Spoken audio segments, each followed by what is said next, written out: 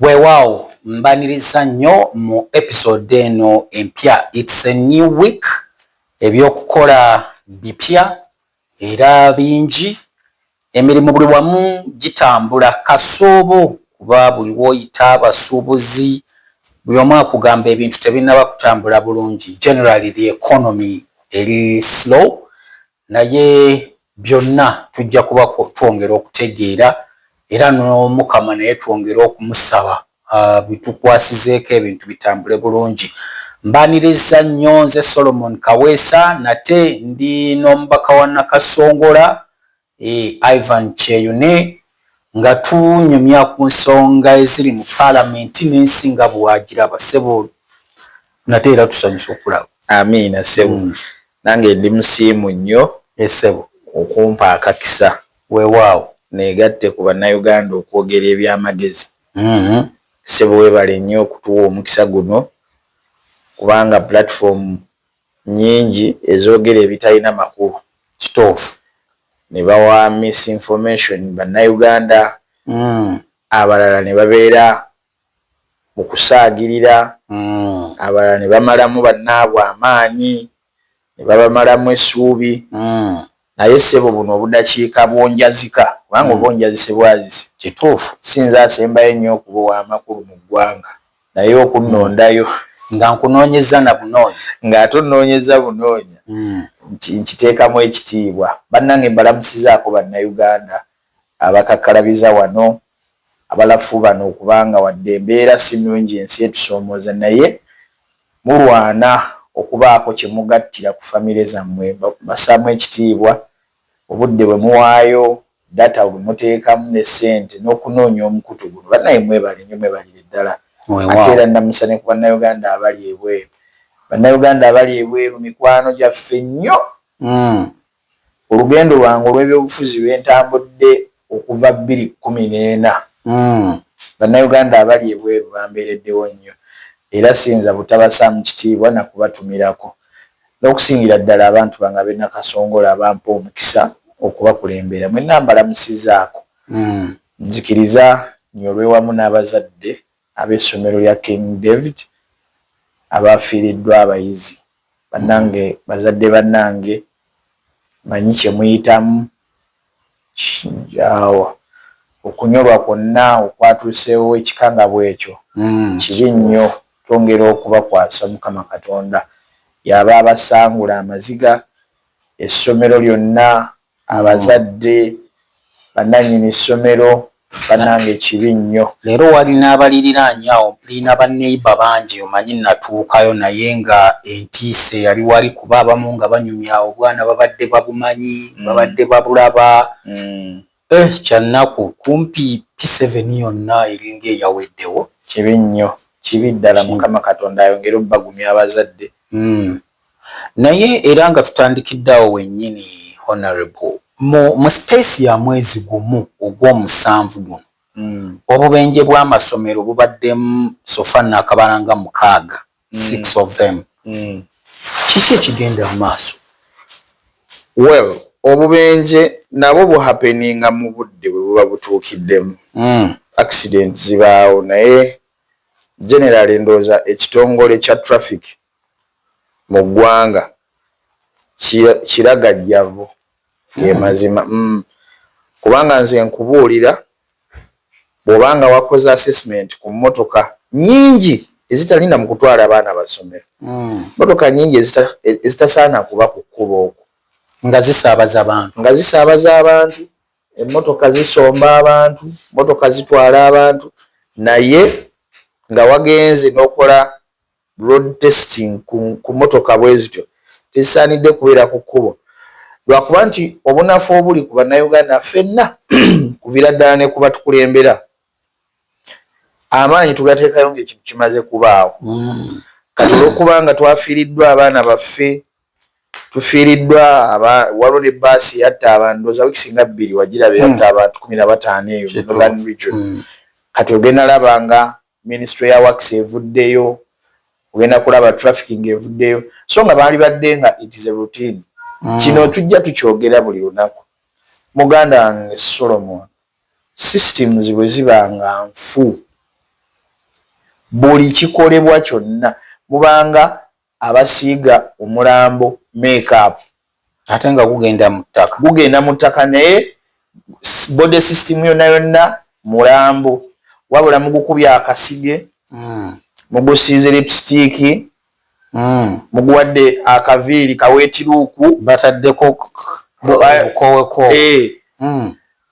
naye nga mugenda kukola ki kuguziika bw'olaba nga waliwo ka system akatono akali mu kugezaako okubanga akakola ng'ebirala byonna bifu era omala budde bwe kibanga emmotoka ezireeta obubenje ku kkubo muzirinda zikubira bipapula ku kkubo muba temuli mu kuwonya bannayuganda ebyo spare parts byonna ebiyingira bannanga omutindo gwabyo mufu ukiira n'okola brakes z'emmotoka edda myaka nga 2 emabega twakola nga brakes z'emmotoka ne zitambula kilomita 1,000 kituufu kati okola brakes z'emmotoka wiiki egi ng'olubengo lweridde in fact baziclassifying nga mzeyi tulinawo ez'etaano ez'omukaaga really lwaki okeera n'olingiza brakes ez'emitwalo 5 ng'okimanyi waliwo ez'emitwalo 2 buli muntu akolere mu nfuna ye anti ffenna tuli ku luguudo eyaguze ez'etaano ali ku luguudo n'owa brakes zaabiri ffenna tuli mu kusala yabilite ku bulamu kubanga avuga brakes ezikola ajja kuba yaasibye nga nze zange zigaanye ezo tezikola nzize nyinyonnyole nalinye nange emmotoka ngiringi ekyokubiri genderera obuminibaasi obusomba abaana baffe bwe bufaanana mbulaba balondayo obutalavutalavu oba bamansita bafisseeko awo nange simanyi kiminibaasi kikadde batiseemu abaana baffe nga 40 akivuga buli dakiika alina oguti ogunene gwakiteeka ku mipiira buli watuuka ku kasozi alina ogudomola fuel pump yafulumayo balina gye baginyigira gigirena amafuta baga bypassinga kyokka ng'essomero lisaba abazadde emitwalo 8 abaana okugenda ku ssomero rather abaana okubasomba mu ttaamu nga inspection yakoleddwa ku bimotoka byonna ebisomba abaana b'essomero byonna birina kugenda mu yard naye gwe walabako Ministry of Education ng'einspecting ebyo ebimotoka paka akabenje bwe kaguddewo kati bavuddeyo ku inspecting ebyo ebimotoka n'emmotoka eyaleese akabenje si ya ssomero ak'abaana kyetwogera kiri nti for as long as emmotoka eri ku luguudo ng'egendamu abantu abangi ng'egendamu ne bwaba omuntu omu bw'abanga afiiridde mu accident akostinze gavumenti kituufu ate oyo omu bw'abanga tetugenderedde emmotoka ye enfu gy'aleese ku kkubo agenda kutta abalala abantu amateeka g'enguudo mafu nze nkubuulira ku kkubo osanga boodi ezisomba ebitanda ekiro teina ttaala mabega eweesa ogutanda kuliko n'omufaliso basenguka n'obuliri bwale ate nga bwe yenyigiriza nga waggulu n'ebbaafu azitaddeko nti waliyo space kuliko ne kabali atwala abantu kusenguka nze nalabako baasi twalina ono edi 2:17 baasi eyo yali oba baasi njerabidde kampani nga tulaba bwe tuti yawugula ow'amanda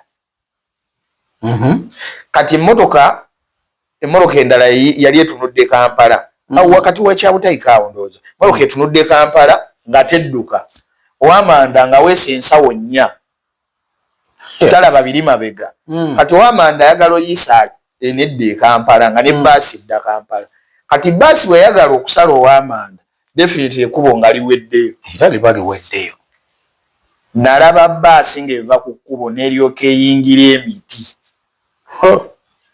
omanyi baasi ng'etisa abantu 6 ng'ogiraba tugirengerera mu ka distance egenda obasaanyaawo n'eryoka eyingira emiti n'ekuba omuyembe ne gugiwugula n'eyingira ennyumba ekitundutundu kiramba ne kiyingira ennyumba ne batemamu driver in fact ffe twasookawo ng'omukka gunyooka neŋŋamba edi twali tugenda ku mupiira nga nze omugenyi omukulu neŋŋamba edi omupiira teguyinza kuba namakulu ng'abantu bafa. Ne batema emmotoka ne bajjamu abalala, abakazi abamu babayisanga mu gundi madirisa. Emmotoka eyange nevuga, omusajja driver yamenyekamu n'emirundi n'emirundi, bamuyolanga gana amagulu gonna gayiika bwe gati. Emmotoka yange yavuga oyo omusajja n'omukazi w'olubuto ne babatuusa ku kalwaliro akasooka kali awo kabakatuliki bakayita St. Franciscan. Ne babagamba bantu tetubasobola mubaddusa eruweeru. In fact nze bandeka awo emmotoka n'etwala awo paka Bombo Barracks. Naye ng'owamanda teyamanya kyakoze era teyayimirira. Yasigala agenda. Teyamanya kuba emabega nzalabayo. Teyamanya era yavuga amanda ge n'agenda. Olowooza bameka baba bataasa omuntu omu natta family. Alimu n'omwana n'abakya ne mukyala we n'abakya batunga 7 naye ng'awugudde wa picha ayingidde obubi. Amateeka g'enguudo kye kimu ku bintu obulagajjavu traffic police byekoledde ddala. Ebitaala bisobola okulaga green. Pichinga bisatu byo ne bisalamu. Era namutomerako awo ku gundi ku Jinja Road. Walirake batutadde najja. Ate gwolirake kubanga otomera omu 30 ne gakutta. Waliwo aba traffic n'amubuuza ntadde baani. So traffic Bureau of Standards, Ministry of Education, Ministry of Works, bonna balina okuvaayo baveemu otulo. Okimanyi nti nno nkati nga ekitutuuseeko media center okuva ekiro kyonna baali badde obulambo bwakubye edda nti oluguudo lw'egundi lugenda kuggalo n'olw'egundi lugenda kuggalo. Naye lino ggwanga ky'okukeera obukeezi ng'ebimotoka by'amagye buli luguudo birugamu akutte buli wamu. Omanyi okubanga ogenda wantu wali olabawo meters nga ne bakudivertinga n'ovuga kilometers 15. Media center yali badde Ministry of Works wali badde buli media ogisasula sente okugamba abantu bana abagenda ovuga oluguudo lw'Nateete kati lugaddwa. Bw'obanga oyagala okuvuga shortcut weewala oluguudo bwe ruti. Abagenda ovuga Gulu Road waliwo section bweti eriko ebimotoka ebiri mu kkolawo. Abagenda mu Western nga mutuwa daily updates. Otherwise enguudo zonna ziriko ebizibu, road signs zonna zabbibwa. Okimanyi nti nno eggwanga lino lirina obuzibu. Bakwata omuntu ng'atisse effuso ya road signs. Bino bigadze ebibeera ku ebyokumakubo. Abasajja abasala abookya welding. Manyi abasaanuula ebyuma abascrap. Ekiro omuntu akwata ffuso fighter. N'alaba kati ngenze Mubende ngenda bisalako. N'avuga 40 Mubende ng'akomawo Kampala ng'asigulayo kamu ku kamu. N'ayita ne kubakuuma ekiro paka mu Kisenyi. N'okwata omuntu bw'atyo ne bamutwala mu kkooti n'asasula enguzi n'afuluma. Agenda n'abisaanuula bulungi. Kati oyo omuntu abbye akapande akagamba eryo kkoona, abbye akapande akagamba eryo hampu, wano ovuga speed bweziti, abbye akapande akagamba nti awayitawo ente. Obupande bwonna abutikka ku ffuso bwonna n'abusaanuula. N'osanga nga yasasudde omulamuzi nga yafulumye. Kibi.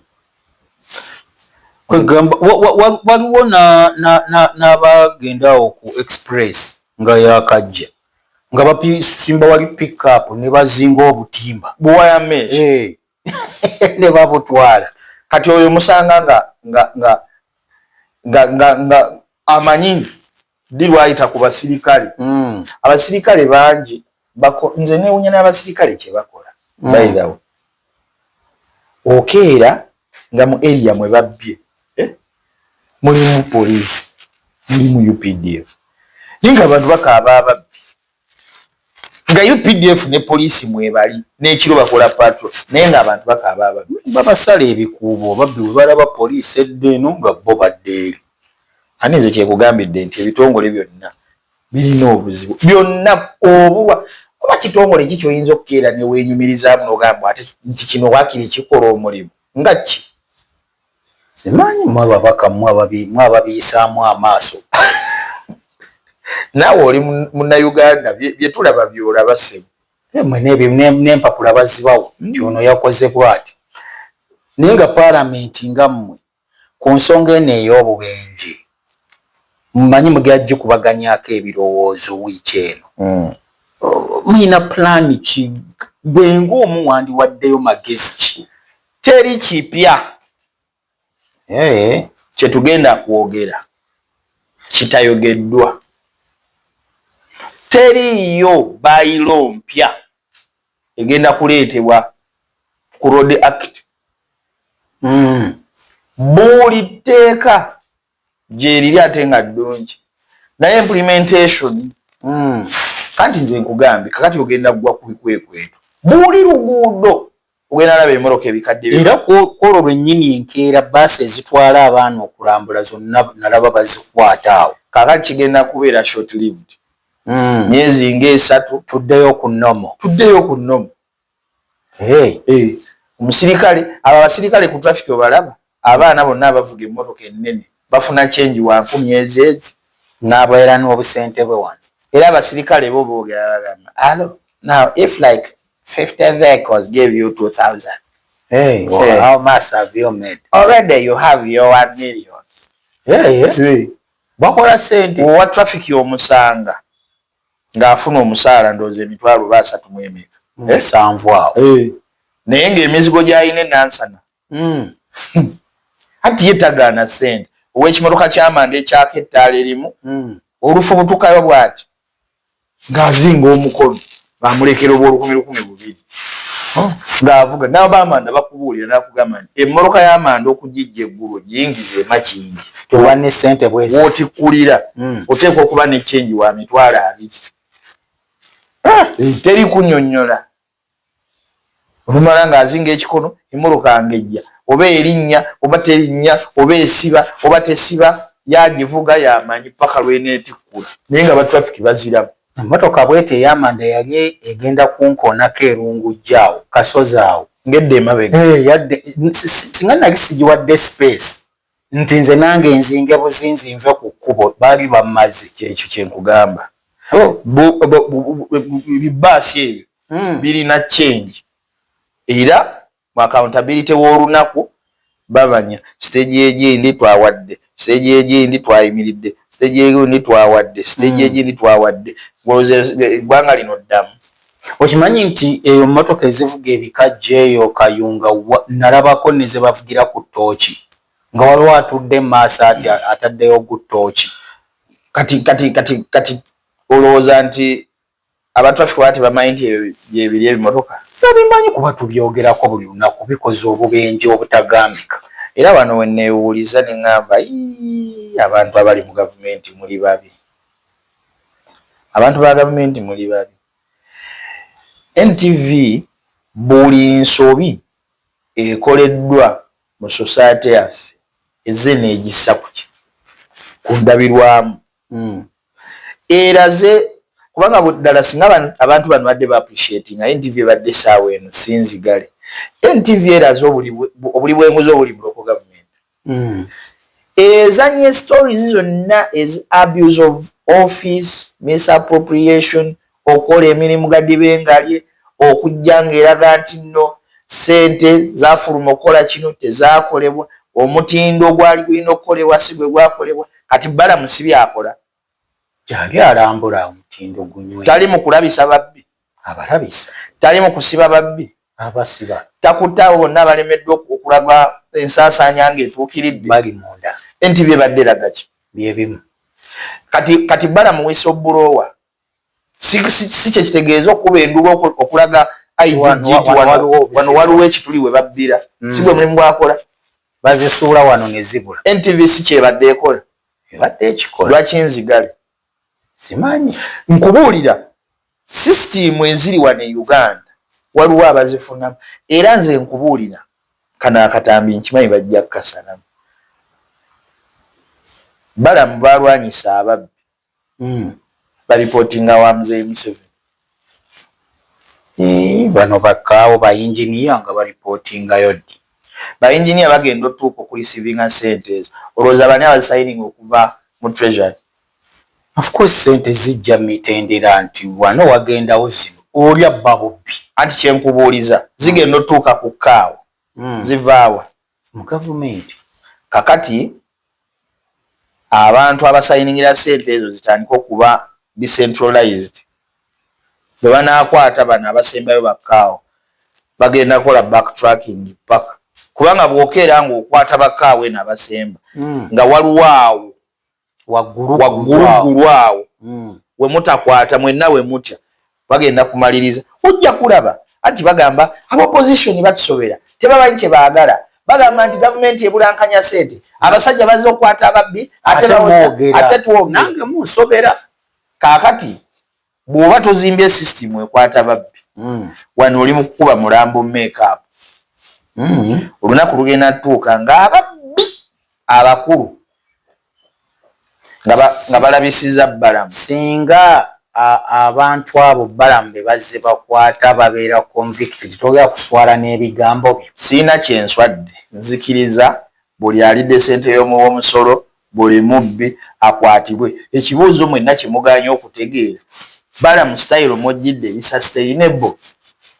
Ye yabasuubiza ajja kikola paka ddi okujjako nga bamugye mu ministry naye ye waali. Kakati okukakasa nti obubbi busobola okuggwa mu ggwanga State House yonna yonna erina okuva mu ggwanga ate era gewange erina kukolera wano. Esooka etuleke ffe tulwanyise obubbi. Mwe baani ffe abannuupu muli tested and anti certified batuwe chance obubbi obukulu we buli tumanyiiwo mubawa amagezi bo bakikola. Anti olubawa amagezi gabanyiiza. Obawa amagezi n'omaliriza ng'oli mu kuyiga lulimi lweteyagalidde. Amagezi ogabawa naye gabanyiiza. Tosobola.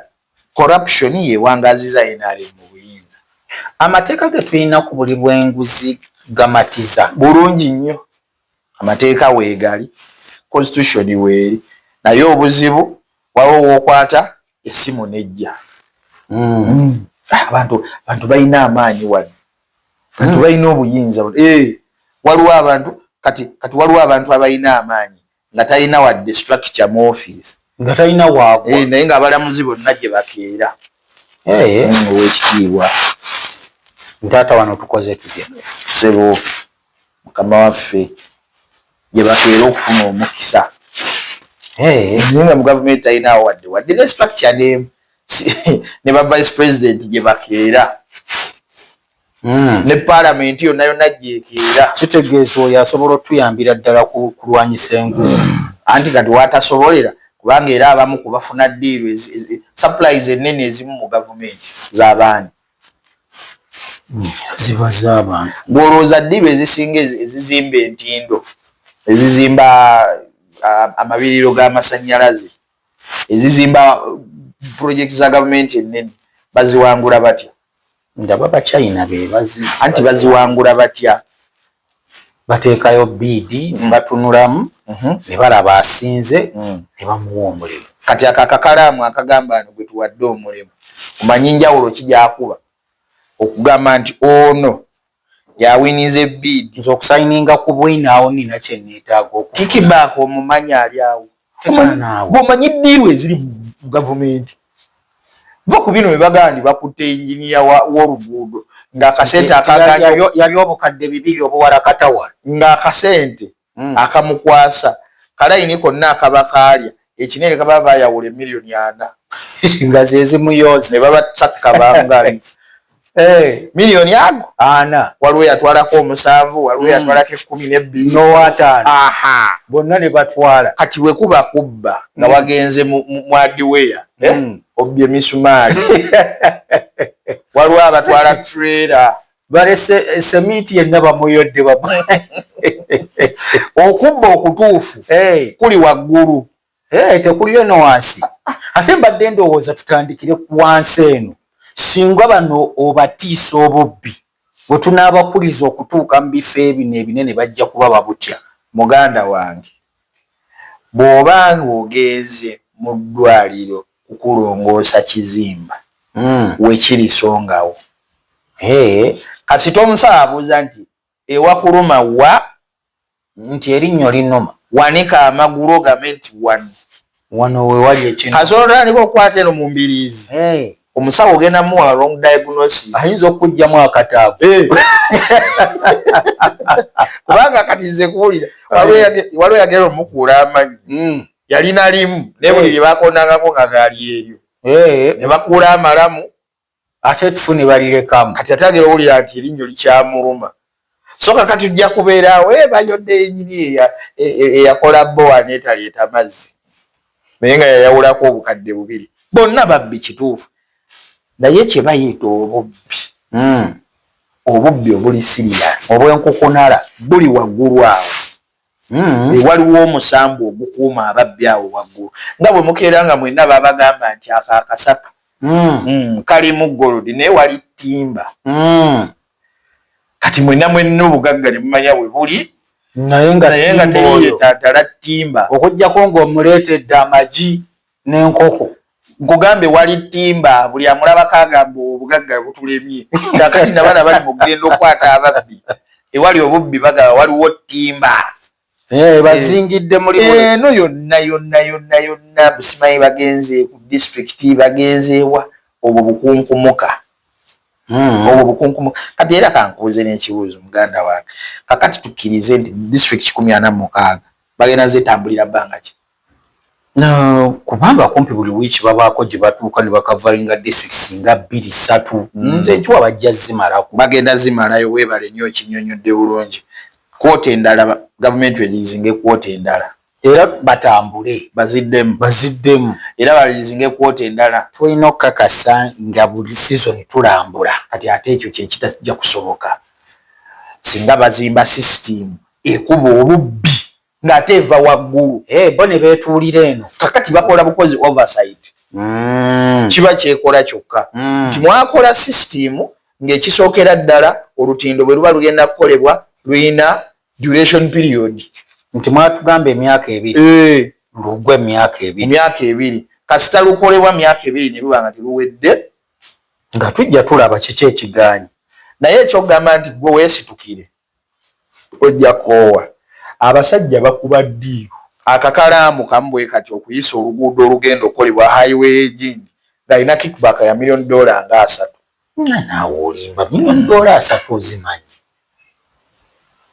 sente empitirivu genda okole interview ku bacontractors bakubuulire lwaki enguudo zirwawo okuggwa era abamu baatugamba esente ziba tezinajja contractor akeera n'akugamba nti oluguudo lwe baŋŋamba okukola 10 meters meters 4 zasigala mu ofiisi kubanga ye contractor naye alina okukola jjukira alina bicompactors alina ebitabula enkokoto alina bigrinders alina ebimotoka bingi byatayagala bipaakinge mwaka nga tebikola kati ajja mu ddiiru n'agamba ndi nja kunyigiriza nga bw'okola contract n'omufumbi w'emmere n'agamba waakiri nja bba begera ejjiiko y'ettooke naye nga guno mulimu nina ogukola akasente bakamukyekudde naye nga naye alina okukola kati mmwe abagenda okonsuming emmere mwe mukaana nenjogeraako naawe ne banno balina okulya kyakola ewali abasenenva asaawa abatamanyi Luganda okanda kwegayirira nti essavu liri limpi ate ng'ogenda swala okulemera mu layini kakati abasajja bacontractor akeera nga bamucokola $1 million nga 3 ku mulimu gwe $1 million 2 mwago mwatano nga 3 bazimugamba kuba toyagala mulimu gw'omanyi kati kyalina okukola ku mita 10 ng'akola 6 nga nnyo azireka bw'akola 6 bwe baba bamugamba okuyiwa tamaka fuuti 2 ng'ayiwa egi kyova olulaba myezi 8 oluguudo lulina okuwangaala emyaka 5 myezi 8 ekyo kyenkugamba nga lufudde myezi 8 contractor yajja kukola kuziriwo aba akyali wakati mu gundi nga sente ziggwawo ate oli eyakubye $1 million taleka trace ya bujulizi nene okanda gamne ezagire nti wazimpo ate nze kankubulire omuntu ali mu capacity ekuba $1 million 3 teri mulamuzi asobola namusima ng'omulamuzi yakambuwadde bulungi ng'ayagala eggwanga lino mulamuzi kiwa ne Uganda sibamanyi nnyo abamu anti corruption eyo bennyini bootuma okumunoonyerezaako bwe basaba amafuta hello we are coming there for some investigation. But as you know, few well, yeah, things are not well. Gwogenza okunoonyerezaako ng'abagamba alina unlimited kukundi ku petrol station. Yeah, give them like 500. Nga bajja bakwetondera. Sir, we are sorry, they told us. But also those people who are telling us to investigate you, they are also thieves. Webude wamudukanye eggwanga lino. Ffe baani? Muli mu gavumenti. Mbalira mu bali mu gavumenti. Ate lwaki nedda? Muli ku parliament is an arm of government. Nammwe bannammwe babakwatako omukulembeze w'eggwanga. Parliament gye bayita babbafuuni. Kati yo ebbafuuni. Saaliyo we babibayitira. Nompya. Otuula mu komiti. Kati komiti y'enguudo gye nnalabye eyababbye 680 billion ku luguudo lw'Empigi. Ate ekisinga okunyiiza nti ssente ezo tezisobola kuinvestingibwa mu Uganda. Ate nange kyekinnuma. Tosobola keera n'oyiwa miliyoni 3 za dola ng'obbye enzibe n'oziteeka wano mu Uganda. Economy ekulaba. Kyangu nnyo okulaba. Ne bw'oba obbye miliyoni $10. Kyangu okulaba. Kati abasajja bamala oziyoola balina za apartment e Dubai. Bagula e Dubai. Kyova olaba Dubai bwe baali batandise Iran bwe yali etandise okukuba Middle East. Abasinga sukaali yali nnya wano. Abantu ab'amaanyi ate ebizimbe byabwe byali ku gundi ku risiki. Okay, kalugenda kuwummulamu bannaayi tudde ne episode endala omukulu byakyanyumya bingi temuvaawo tukomawo.